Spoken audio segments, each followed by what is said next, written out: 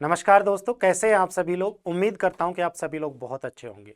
हम लोग बात कर रहे थे, हमारा जो सोशियोलॉजी वाला यूनिट सेकंड है उसमें हमने एक टॉपिक स्टार्ट किया था और उस टॉपिक का नाम था सोसाइटी या समाज। पिछली क्लास में हमने समाज के बारे में समझने का प्रयास किया था कि समाज शब्द की उत्पत्ति कहाँ से होती है।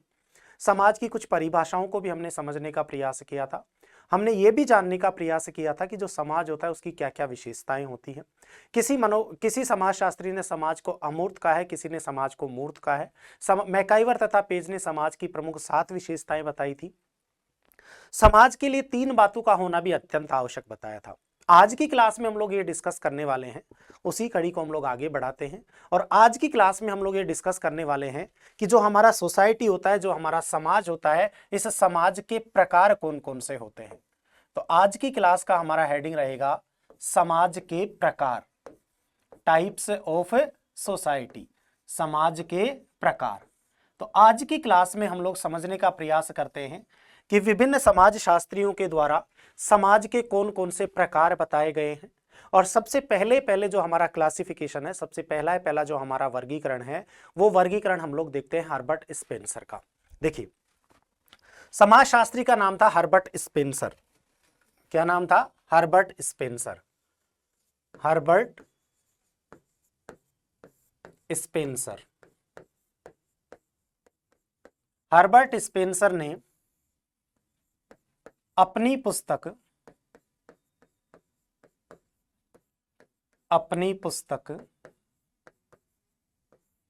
हर्बर्ट स्पेंसर ने अपनी पुस्तक द प्रिंसिपल ऑफ सोशियोलॉजी में द प्रिंसिपल ऑफ सोशियोलॉजी में द प्रिंसिपल ऑफ सोशियोलॉजी में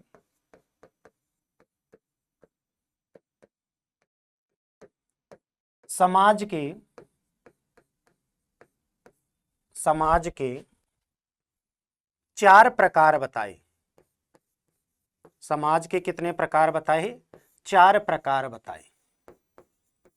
समाजशास्त्री कौन है हमारा? समाजशास्त्री का नाम है हर्बर्ट स्पेंसर। क्या नाम है समाजशास्त्री का? समाजशास्त्री का नाम है हर्बर्ट स्पेंसर। और उनकी पुस्तक का क्या नाम है? उनकी पुस्तक का नाम है द प्रिंसिपल ऑफ सोशियोलॉजी। देखिए, सबसे पहला समाज कौन सा है? सबसे पहला उन्होंने समाज बताया सिंपल समाज, सिंपल सोसाइटी।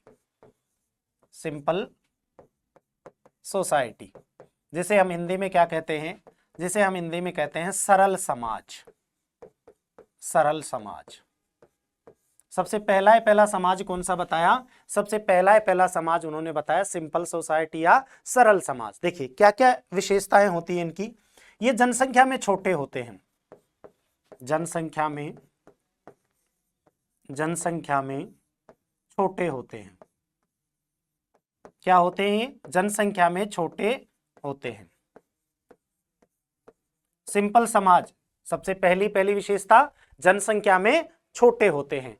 इनका जो सहयोग होता है ना, ये सामूहिक सहयोग आधारित समाज होते हैं। सामूहिक सहयोग आधारित समाज होता है।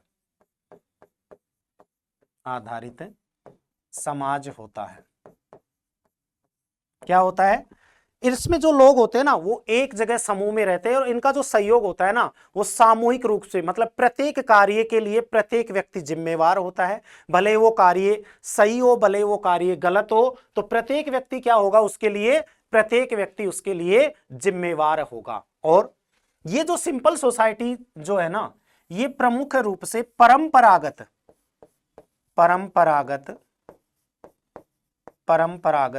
रीति रिवाजों के प्रति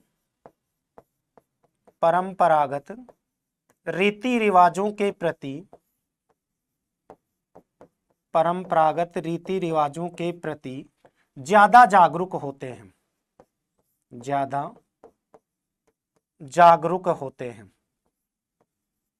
क्या होते हैं ये परंपरागत जो रीति रिवाज होते हैं हमारे, उन परंपरागत रीति रिवाजों के प्रति ये ज्यादा जागरूक होते हैं। और जैसे सबसे सिंपल सा उदाहरण, जैसे आदिम समाज,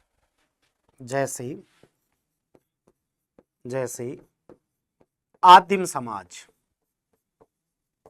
आदिम समाज। प्राचीन काल का जो समाज था हमारा, सबसे प्राचीनतम जो समाज था, प्राचीनतम समाज हर्बर्ट स्पेंसर के अनुसार किसके अंतर्गत शामिल किया जाता है? हर्बर्ट स्पेंसर के अनुसार प्राचीनतम समाज हमारी सिंपल सोसाइटी के अंतर्गत या सरल समाज के अंतर्गत इसको हम शामिल करते हैं, पहला प्रकार। दूसरा प्रकार उन्होंने बताया कंपाउंड सोसाइटी। कंपाउंड सोसाइटी दूसरा प्रकार कौन सा है? दूसरा प्रकार है हमारा कंपाउंड सोसाइटी, जिसे हम क्या कहते हैं? जिसे हम हिंदी में कहते हैं, कंपाउंड सोसाइटी को हम हिंदी में कहते हैं मिश्रित समाज। कौन सा? मिश्रित समाज।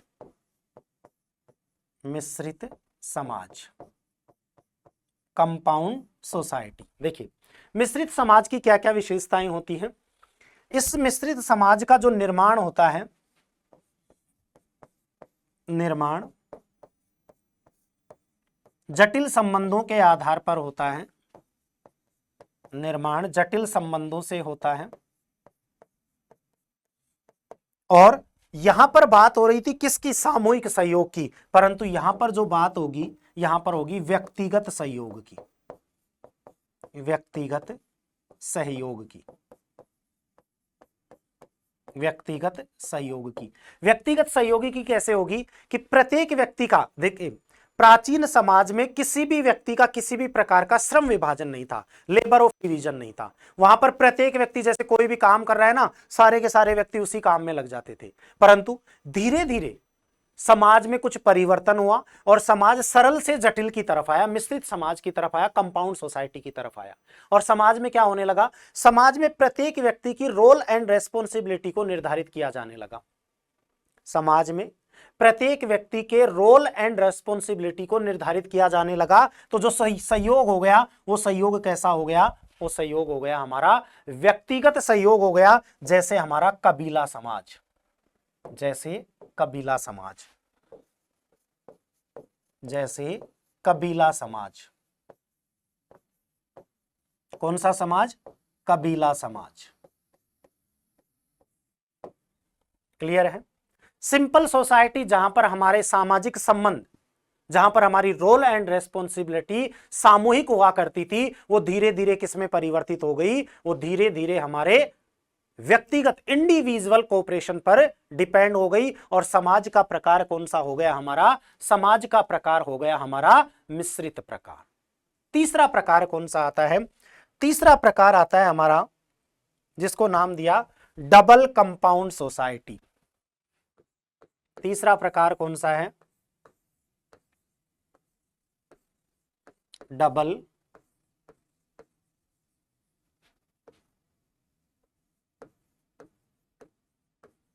Compound society. Double compound society, जिसे हम क्या कहते हैं? जिसे हम प्रमुख रूप से कहते हैं दोहरे मिश्रित समाज। दोहरे मिश्रित समाज। दोहरे मिश्रित समाज, डबल कंपाउंड सोसाइटी, दोहरे मिश्रित समाज। देखिए दोहरा मिश्रित समाज जिसकी प्रमुख विशेषता क्या थी? कि ये समाज ऐसा था, ये जो समाज है, यह समाज मध्यकालीन युग में उत्पन्न हुआ। मध्यकालीन युग में उत्पन्न हुआ।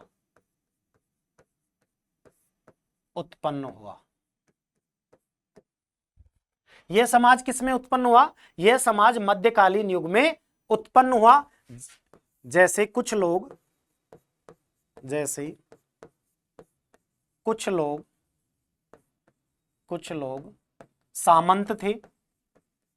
सामंत थे।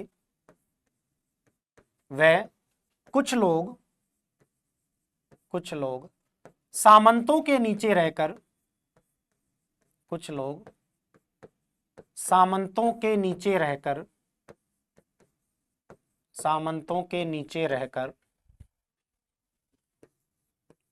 रहकर कार्य करते थे।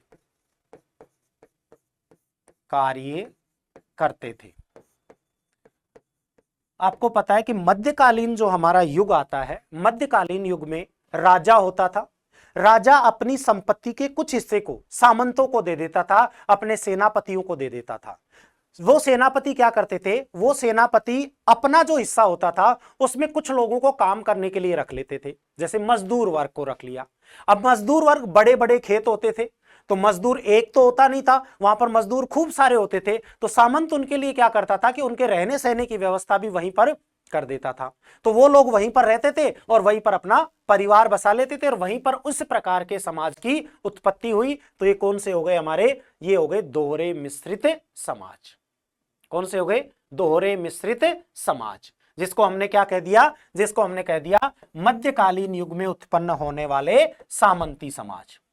और जो तीसरा हमारा समाज आता, सॉरी चौथा हमारा जो समाज आता है उसको हम कहते हैं triple compound, triple compound society. Triple compound society, जिसे हम कहते हैं तिहरे मिश्रित समाज। तिहरे मिश्रित समाज, मिश्रित समाज, तिहरे मिश्रित समाज। यह समाज प्रौद्योगिकी के युग का समाज है, टेक्नोलॉजी के युग का समाज है। यह समाज प्रौद्योगिकी के युग का समाज है, प्रौद्योगिकी के युग का समाज है। किसका समाज है ये टेक्नोलॉजी, प्रौद्योगिकी के युग का समाज है। औद्योगिकरण और वैश्वीकरण, इंडस्ट्रियलाइजेशन और वेस्टर्नाइजेशन के परिणाम स्वरूप वर्तमान समय में जो हमारा समाज है, वर्तमान समाज की तुलना हम किससे कर सकते हैं, हम तिहरे मिश्रित समाज से कर सकते हैं। तो इसका उदाहरण हो जाएगा जैसे आधुनिक समाज, जैसे आधुनिक समाज। कौन सा समाज, आधुनिक समाज।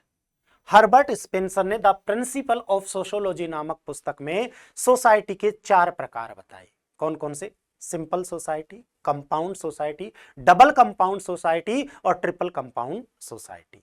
आगे हर्बर्ट स्पेंसर बहुत अच्छी बात कहते हैं, और वो क्या कहते हैं, हर्बर्ट स्पेंसर ये कहते हैं कि समाज में जितनी भी घटनाएं होती हैं, बहुत बढ़िया बात है, उनके यहां से प्रश्न पूछा गया है, समाज की सभी घटनाएं, नोट में लिखना है आपको कि समाज की सभी घटनाएं, समाज की सभी घटनाओं को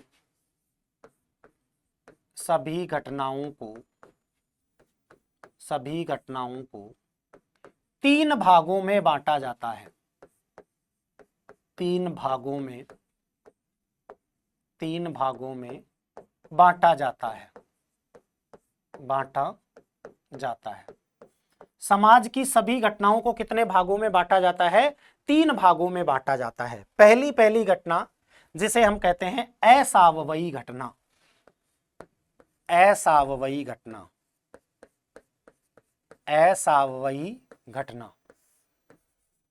दूसरी घटना जिसे हम कहते हैं सावयवी घटना।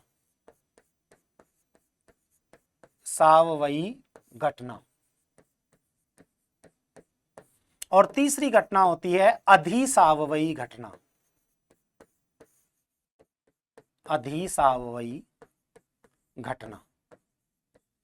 समाज में जितनी भी घटनाएं होती है ना, वो 3 प्रकार की होती है। पहली जिसे हमने कह दिया असावयवी घटना, दूसरा सावयवी घटना, और तीसरा अधिसावयवी घटना या अधिजैविक घटना। होते क्या है, ये सिंपल तरीके से समझना है। मेरा एक समाज है, मैं उस समाज में रह रहा हूं, समाज के सामने कोई परिस्थिति आई, कोई घटना घटित हुई समाज के सामने, कोई भी परिस्थिति XYZ, कुछ भी हो सकता है, वो कुछ भी हो सकता है। जैसे समाज के सामने मान के चलिए कोई सामाजिक समस्या आ गई, समाज के सामने कोई प्राकृतिक आपदा आ गई, या किसी भी प्रकार की कोई घटना घटित हुई, तो समाज ने क्या किया, समाज ने उस घटना का बिना सामना किए हुए बिना सामना किए हुए समाज ने उस घटना के सामने आत्मसमर्पण कर दिया। समझना आराम से, समाज ने उस घटना का बिना सामना किए हुए आत्मसमर्पण कर दिया, अर्थात किसी भी घटना को सही प्रकार से नियंत्रित नहीं कर पाया वो समाज। कौन सी घटना कहलाएगी? वो कहलाएगी हमारी असावयवी घटना। कौन सी घटना कहलाएगी? असावयवी घटना। मतलब परिस्थिति के सामने समाज के द्वारा अपना अस्तित्व खो देना। क्या कर देना? परिस्थिति के सामने अस्तित्व को खो देना। परिस्थिति के सामने अस्तित्व को खो देना। अस्तित्व को खो देना।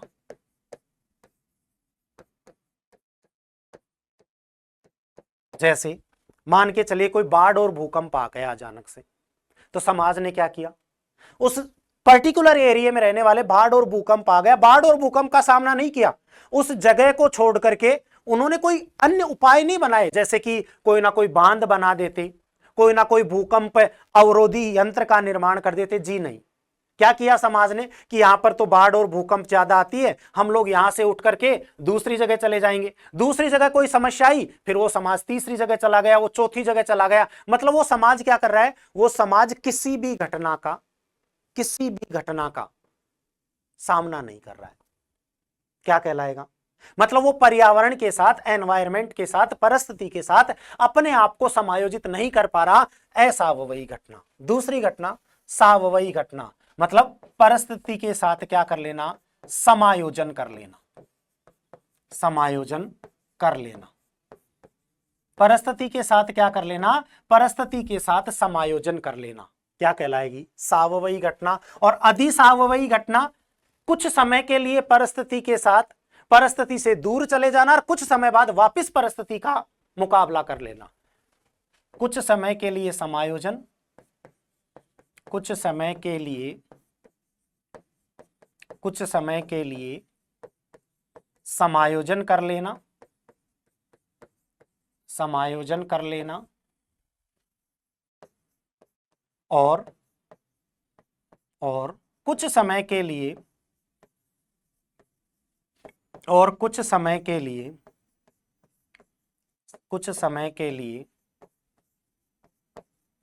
कुसमायोजन करना। कुसमायोजन करना क्या कहलाएगा? अधिसावयवी घटना। स्पेंसर ने समाज की घटनाओं को 3 भागों में बांटा। असावयवी घटना, सावयवी घटना और अधिसावयवी घटना। सबसे मोस्ट इंपॉर्टेंट चीज यहां से हमें याद क्या रखनी है? याद ये रखनी है, नोट डाल के लिख लीजिए, इसको भी नोट डाल के लिखना है। और नोट डाल करके क्या लिखना है कि मानव समाज की तुलना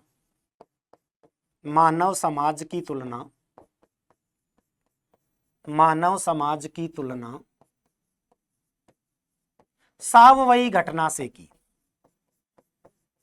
सावयवी घटना से की। किससे की? मानव समाज की तुलना उन्होंने कौन सी घटना से की है? मानव समाज की तुलना उन्होंने सावयवी घटना से की है। कैसे की है? जैसे कोई भी परिस्थिति आई, उस परिस्थिति में समाज ने उस परिस्थिति का सामना किया, परिस्थिति को अपने अनुसार ढाला और वो समाज निरंतर आगे विकास करता रहा। कौन सी घटना? सावयवी घटना, समायोजन कर लेना। तो जब समाज ने पर्यावरण के साथ समायोजित किया, पर्यावरण के साथ अपने आप को समायोजित किया, तो उन्होंने क्या कहा? उन्होंने ये कहा कि सबसे पहले जो हमारा समाज था ना, जो समाज था, उस समाज के जितने भी लोग थे ना, वो सैनिक थे या युद्ध लड़ने के इच्छुक थे, युयुत्सुक थे। सैनिक थे, युयुत्सुक हुए या युद्ध लड़ने के लिए तैयार हुए। फिर ये समाज किस में परिवर्तित हो गया?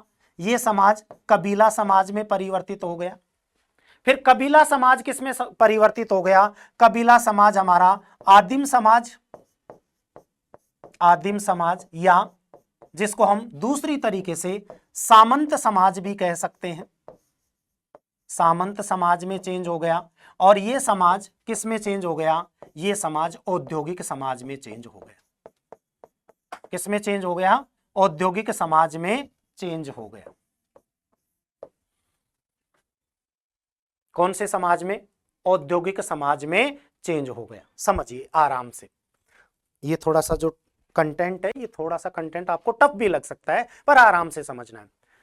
समाज में जितनी भी घटनाएं होती हैं, उन घटनाओं को कितने भागों में बांटा? 3 भागों में। पहला, असावयवी घटना, परिस्थिति के साथ समायोजन नहीं करना। भैया तू मुझे मारना चाहता है, ठीक है, मैं मेरा सिर आगे कर देता हूं, तू मेरे को मार के चला जा, बात खत्म, समाज खत्म। भाई क्यों मारना चाहता है? मैं तेरा मुकाबला करूंगा। मैं क्या तेरे से कमजोर हूं? मैं भी तेरे बराबर हूं, मैं उस चीज का क्या करूंगा? मुकाबला करूंगा। सावयवी घटना। फिर आज मैं सामना कर रहा हूं, क्योंकि सामने वाला भी एक जना ही है, दोनों बराबर के हैं, तो दोनों बराबर के हैं तो दोनों में लड़ाई और दोनों बराबर रहे, मतलब समायोजन कर लिया। अब सामने वाला 3 जने लेकर के आ गया, 3 जने लेकर के आ गया तो आज पिटाई खा के चला गया, मतलब अधिसावयवी घटना। और मानव समाज की तुलना कौन सी घटना से की है? सावयवी घटना से की है। और मानव समाज का क्रम कुछ इस प्रकार से बताया है कि मानव समाज में पहले सैनिक लोग रहते थे जो युद्ध लड़ने के इच्छुक होते थे, युयुत्सुक होते थे। फिर ये युयुत्सुक कबीला समाज में परिवर्तित हुआ, कबीला समाज सामंती समाज में परिवर्तित हुआ, और सामंती समाज औद्योगिक समाज में परिवर्तित हुआ।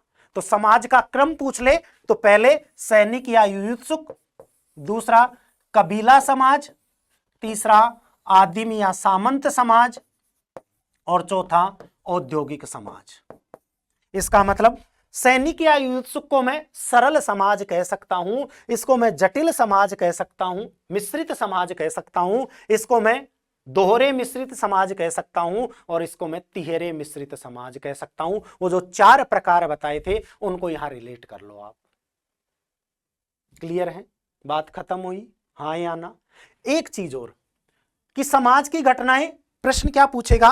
किसके अनुसार समाज की घटनाओं के लिए या समाज की तुलना सावयवी घटना से की है? हर्बर्ट स्पेंसर के अनुसार। सावयवी घटना क्या होती है? सावयवी घटना परिस्थिति के अनुसार अपने आप को समायोजित करना होता है।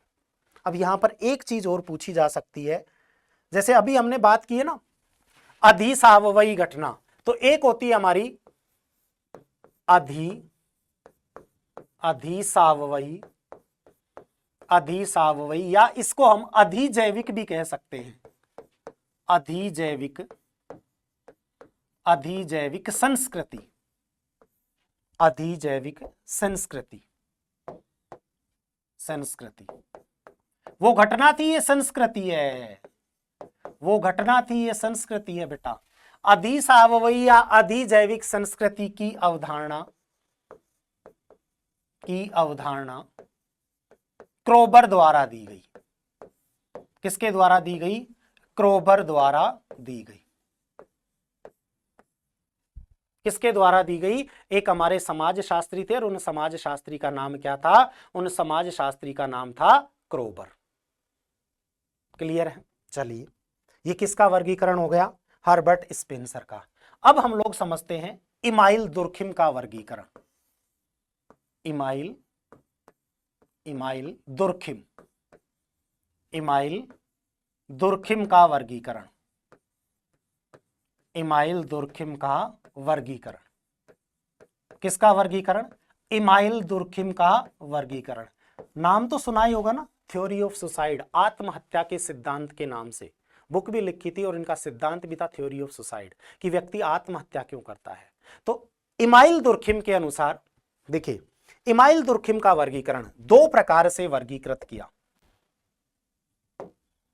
2 प्रकार से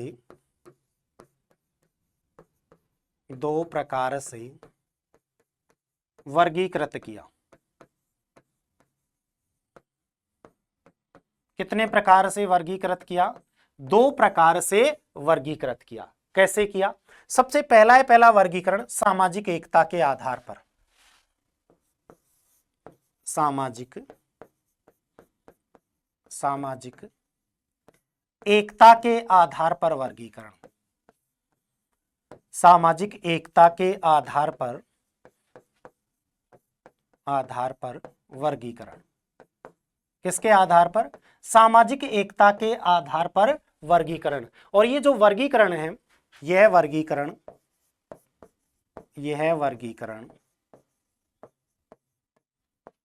the division the division of labour in society, the division of labour in society नामक पुस्तक में किया गया, नामक पुस्तक में किया गया, नामक पुस्तक में किया गया। और सामाजिक एकता के आधार पर समाज के दो प्रकार बताए। किसके आधार पर? सामाजिक एकता के आधार पर समाज के कितने प्रकार बताए? दो प्रकार बताए, दो प्रकार बताए। पहला है पहला प्राचीन समाज, पहला है पहला कौन सा? फर्स्ट उन्होंने बताया एंशियंट सोसाइटी, और दूसरा मॉडर्न सोसाइटी, आधुनिक समाज, आधुनिक समाज। पहला है पहला कौन सा? पहला है पहला तो उन्होंने बताया प्राचीन समाज, और दूसरा उन्होंने बताया आधुनिक समाज। समझो, बहुत बढ़िया कॉन्सेप्ट है इनका। देखो, प्राचीन समाज, प्राचीन समाज, प्राचीन समाज की क्या क्या विशेषताएं हैं? प्राचीन समाज में सभी लोग एक जैसे कार्यों में शामिल थे, सभी लोग एक जैसे कार्य करते थे, एक जैसे कार्य करते थे, कार्य करते थे। श्रम विभाजन नहीं पाया जाता था, श्रम विभाजन नहीं पाया जाता था, नहीं पाया जाता था। अर्थात यह समाज यांत्रिक एकता पर आधारित था, यह समाज यांत्रिक एकता पर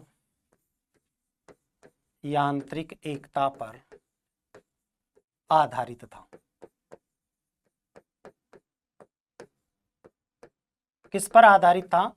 यह समाज यांत्रिक एकता पर आधारित था। पहले इसको लिखिए, फिर समझेंगे इसको आराम से, क्योंकि कई बार लिखने से भी चीजें क्लियर हो जाती है।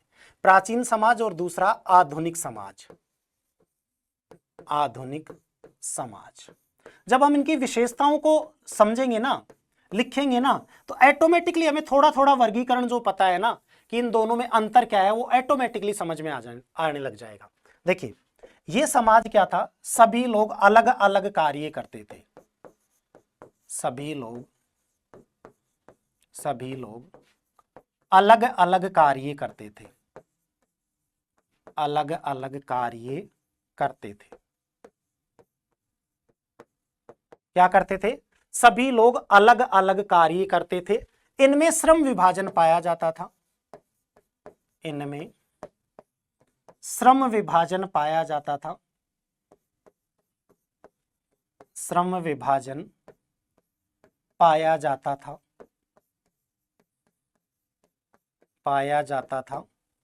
तथा यह समाज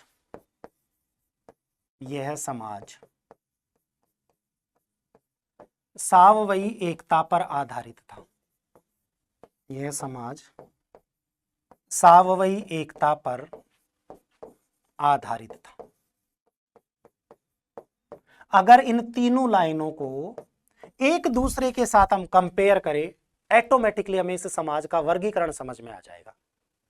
the division of labour in society नामक पुस्तक इमाइल दुर्खिम ने लिखी, और इस पुस्तक में उन्होंने सामाजिक एकता के आधार पर, सोशल यूनिटी के आधार पर समाज का वर्गीकरण दो प्रकार से किया, प्राचीन समाज और आधुनिक समाज। सिंपल सा उदाहरण मान के चलिए, एक परिवार में 10 लोग हैं।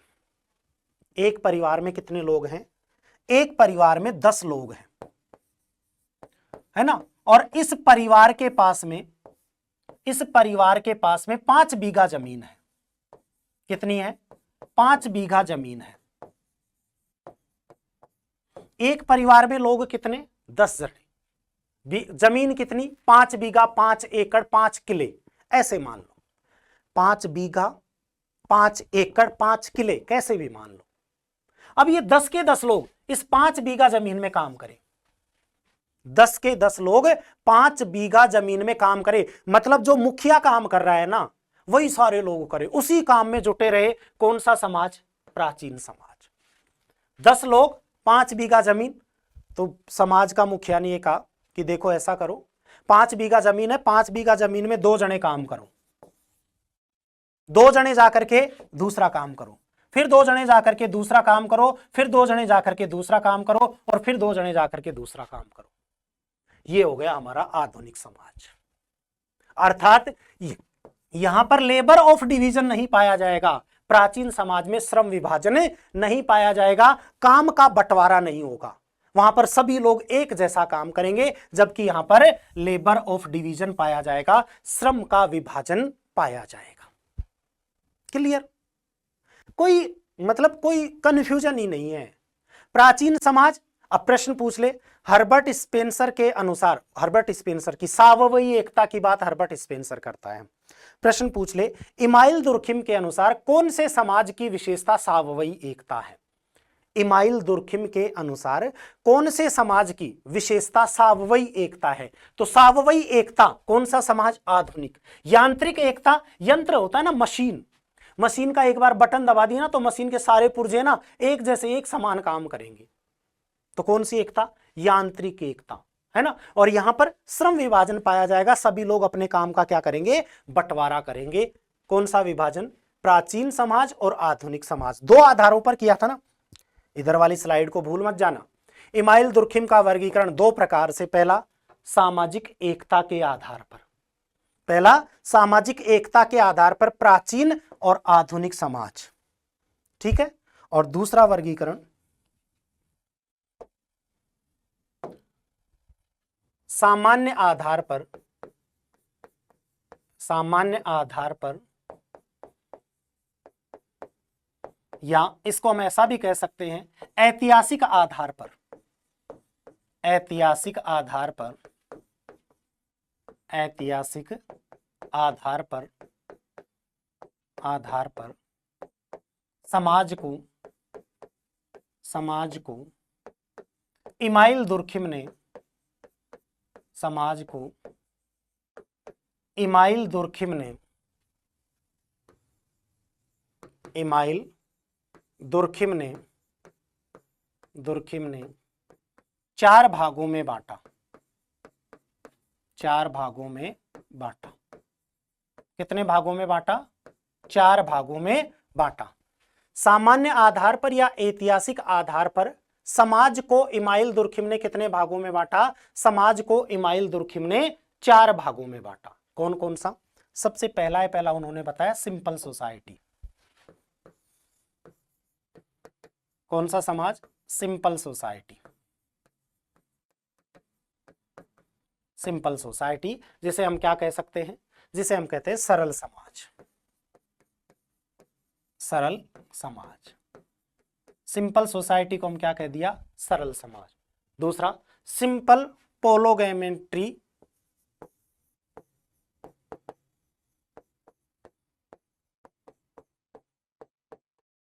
सिंपल पोली segment tree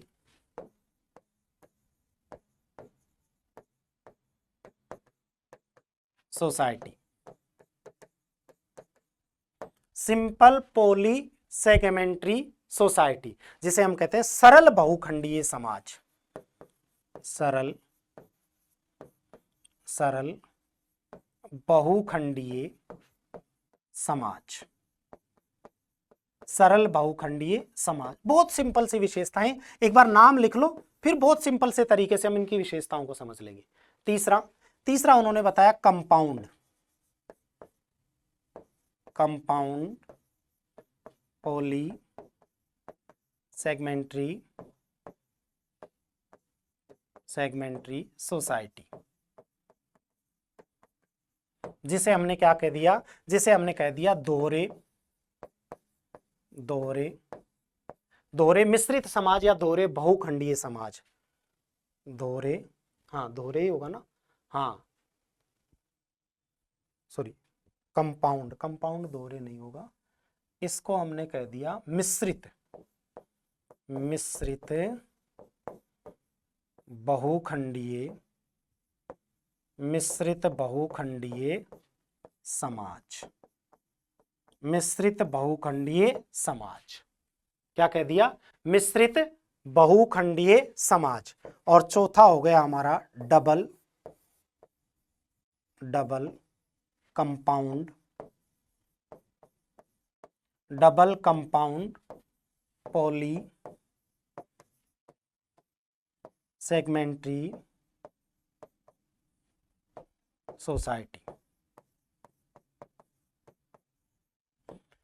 double compound poly segmentary society, जिसे हमने कह दिया दोहरे मिश्रित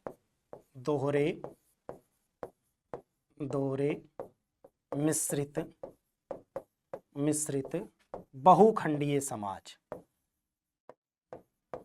दोहरे मिश्रित बहुखंडीय समाज। कौन से? दोहरे मिश्रित बहुखंडीय समाज। देखो सिंपल सा है, बस नाम थोड़े से आपको अजीब से लग रहे होंगे, इसलिए आपको ऐसा भी लग सकता है कि ये गुरुजी ये क्या आ गए। कुछ नहीं है बेटा, तुलना कर दो हर्बर्ट स्पेंसर से, सीधी सीधी बात। इमाइल दुर्खिम के इस वर्गीकरण को आप तुलना कर दो किससे? हर्बर्ट स्पेंसर से। हर्बर्ट स्पेंसर का पहला समाज कौन सा था? सरल समाज, सीधी सीधी बात, ठीक है। दूसरा समाज कौन सा था? हर्बर्ट स्पेंसर का दूसरा समाज था हमारा मिश्रित समाज, है ना, कंपाउंड सोसाइटी, ये रहा, ठीक है। इसको कंपाउंड सोसाइटी कह दो आप, मिश्रित समाज। तीसरा था हमारा कौन सा? तीसरा कौन सा था? अभी तो करवाया है, भूल गए? हाँ, भूलना नहीं है, ये रहा। तीसरा कौन सा है हमारा? तीसरा है हमारा डबल कंपाउंड सोसाइटी, दोहरे मिश्रित समाज, ठीक है। तो इसको हम तुलना किससे कर देते हैं? इसको हम तुलना कर देते हैं दोहरे मिश्रित समाज से, और इसको हम तुलना कर देते हैं तिहरे मिश्रित समाज से। बस अंतर यही है कि ये जहां पर हमारा सामान्य समाज है, सरल समाज है, ये सरल बहुखंडीय या नाम चेंज हो गया, या केवल नाम चेंज हो गया, सारी की सारी विशेषताएं वही है। केवल और केवल नाम चेंज हुआ है बेटा, सारी विशेषताएं वही है। सरल समाज, सिंपल पॉलीसेगमेंटरी समाज, कंपाउंड पॉलीसेगमेंटरी समाज, और डबल कंपाउंडेड पॉलीसेगमेंटरी सोसाइटी, ठीक है। तो ये किसका वर्गीकरण हो गया? सीधी सीधी बात है, ये हमारा वर्गीकरण हो गया इमाइल दुर्खिम का वर्गीकरण। किसका वर्गीकरण? इमाइल दुर्खिम का वर्गीकरण। चलिए तीसरा वर्गीकरण हम समझते हैं, और तीसरा वर्गीकरण आता है हमारा किसका? जॉनसन का वर्गीकरण। जॉनसन का वर्गीकरण, जॉनसन का वर्गीकरण। एक हमारे समाज शास्त्री थे जॉनसन, बहुत सारी परिभाषाएं दी इन्होंने। जॉनसन का वर्गीकरण देखिए, जॉनसन ने समाज के दो प्रकार बताए। कितने प्रकार बताए? दो प्रकार बताए, दो प्रकार बताए। पहला समाज इन्होंने जो बताया, उस समाज का इन्होंने नाम दिया सरल समाज। कौन से समाज? सरल समाज, सरल समाज, है ना। देखिए जो हमारा सरल समाज है, सरल समाज प्रमुख रूप से आकार में छोटा होता था, आकार में छोटे समाज, आकार में छोटे समाज, कृषि आधारित अर्थव्यवस्था, कृषि आधारित अर्थव्यवस्था, कृषि आधारित अर्थव्यवस्था। कौन सी अर्थव्यवस्था? कृषि के ऊपर आधारित इनकी अर्थव्यवस्था होती थी, और इनको सरल समाज को उन्होंने संक्रमणशील समाज भी कहा। इन्हें संक्रमणशील या संक्रमणशील समाज भी कहा, संक्रमणशील समाज भी कहा। इन्हें क्या कहा? इन्हें संक्रमणशील समाज भी कहा। किसको? सरल समाज, है ना। देखिए आकार में छोटे समाज हैं, कृषि आधारित समाज है, और कृषि आधारित अर्थव्यवस्था होती है, और इनका उपनाम क्या है? इनका उपनाम संक्रमणशीलीय समाज है। देखिए, कृषि आधारित है तो कृषि आधारित अर्थव्यवस्था के आधार पर इनको 4 भागों में वर्गीकृत किया। इस आधार पर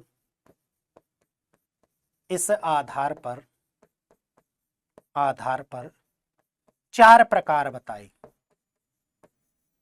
4 प्रकार बताए। कितने प्रकार बताए? 4 प्रकार बताए। पहला शिकारी समाज।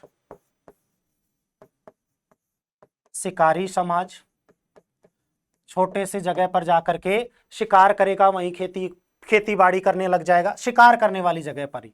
दूसरा, पशुचारी समाज, पशु पालन करेगा, पशु चराएगा, है ना, और पशु चराएगा और साथ साथ में क्या करने लग जाएगा? वहीं पर खेती करने लग जाएगा, वहीं बस जाएगा। तीसरा समाज, कुछ दिन के लिए खेती करेगा, कुछ दिन के लिए खेती नहीं करेगा, अस्थायी कृषि समाज।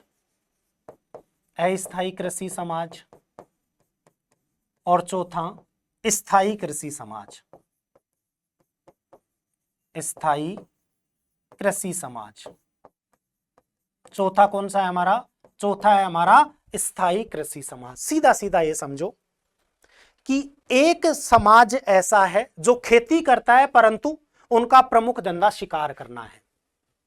खेती तो करता है, पर खेती के साथ साथ शिकार भी करता है ना? तो कौन सा समाज? शिकारी समाज। एक समाज खेती करता है और पशुपालन भी करता है, पशुचारी समाज। एक समाज झूमिंग कृषि करता है। झूमिंग कृषि जानते हो ना?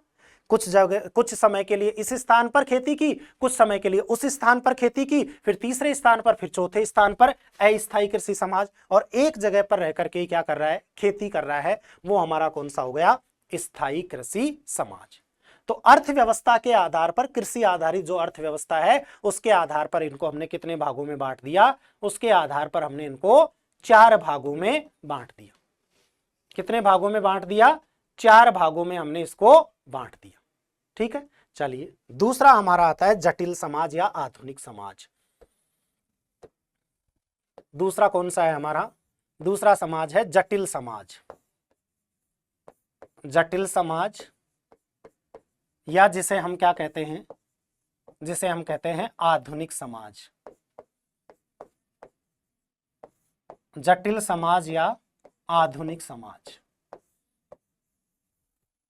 कौन सा समाज? जटिल समाज या आधुनिक समाज। देखिए, वहां पर क्या था? कृषि आधारित अर्थव्यवस्था था, यहां पर प्रौद्योगिकी आधारित अर्थव्यवस्था। प्रौद्योगिकी आधारित, टेक्नोलॉजी बेस्ड इकोनॉमी। प्रौद्योगिकी आधारित अर्थव्यवस्था किस पर आधारित थी? प्रौद्योगिकी पर आधारित अर्थव्यवस्था थी। यहां पर नगरों में रहने वाला समाज था, या अर्थात नगरीकरण समाज। नगरीकरण समाज था ये। नगरीकरण समाज है, इसका मतलब यहां पर शिक्षा की व्यवस्था होगी, बिल्कुल होगी। तो शिक्षा व तकनीकी के विकास वाला समाज। शिक्षा व तकनीक पर आधारित समाज। शिक्षा व तकनीक पर आधारित समाज। आधारित समाज, है ना? उसको आप ऐसा समझ लो कि वो गांव में रहने वाला और ये शहरों में रहने वाला। यहां पर गैर कृषि आधारित कार्य होते थे, मतलब खेती बाड़ी नहीं होती थी। गैर कृषि आधारित कार्य, और इसको हम ऐसा भी कह सकते हैं कि पूंजीपतियों की संख्या ज्यादा थी इस समाज में। पूंजीपति आधारित समाज। पूंजीपति आधारित समाज, मुकेश अंबानी का, है ना, वो समाज। बढ़िया, धनाढ्य, नौकर चाकर सब लोग काम कर रहे, 500 नौकर रखे। मारे गांव में 500 आदमी को नहीं, एक केवल 4 लोगों का खाना पीना बनाने के लिए 500 आदमी रखे जाएं। कौन सा समाज होगा? बढ़िया ऐशो आराम वाला होगा, पूंजीपति समाज होगा, मुनाफा कमाएगा वो। शिक्षा और तकनीक पर टेक्नोलॉजी बेस्ड हमारा समाज होगा, उच्च प्रौद्योगिकी होगी, नगरीकरण होगा। तो कौन सा समाज? जटिल समाज या आधुनिक समाज। क्लियर है? तो ये वर्गीकरण किसका हो गया? ये वर्गीकरण हो गया हमारा जॉनसन का वर्गीकरण। देखो आज की क्लास में क्या समझा हमने, अभी और भी है हमारे समाज के प्रकार, है ना। हर्बर्ट स्पेंसर ने अपनी पुस्तक द प्रिंसिपल ऑफ सोशियोलॉजी में समाज के कितने प्रकार बताए, समाज के 4 प्रकार बताए। पहला सिंपल सोसाइटी, दूसरा कंपाउंड सोसाइटी, तीसरा डबल कंपाउंड सोसाइटी और तीसरा ट्रिपल कंपाउंड सोसाइटी। समाज की सभी घटनाओं को 3 प्रकार से बताया, असावयवी घटना, सावयवी घटना और अधिसावयवी घटना, और समाज की तुलना सावयवी घटना से की। अधिसावयवी या अधिजैविक संस्कृति वो घटना थी, ये संस्कृति की अवधारणा क्रोबर के द्वारा दी गई। इमाइल दुर्खिम ने 2 प्रकार से वर्गीकृत किया, the division of labour in society में प्राचीन और आधुनिक समाज का वर्गीकरण किया। प्राचीन समाज में यांत्रिक एकता पाई जाती है और आधुनिक समाज में सावयवी एकता पाई जाती है। सामान्य आधार पर 4 प्रकार बताए, सिंपल सोसाइटी, सिंपल पोलो सेगमेंट्री सोसाइटी, कंपाउंड पोली सेगमेंट्री सोसाइटी और डबल कंपाउंड पोली सेगमेंट्री सोसाइटी। जॉनसन ने 2 प्रकार बताए, सरल आकार में छोटे समाज होते, कृषि आधारित अर्थव्यवस्था होती है, 4 प्रकार के, खेती के साथ साथ शिकार करते, खेती के साथ साथ पशु चलाते, जूमिंग कृषि करते और एक जगह रुक करके कृषि करते, और दूसरा जटिल समाज या आधुनिक समाज। ऐसी मैं उम्मीद कर सकता हूं कि आज का जो कंटेंट है वो आपको अच्छी तरीके से समझ में आया होगा। धन्यवाद, नमस्कार, जय हिंद।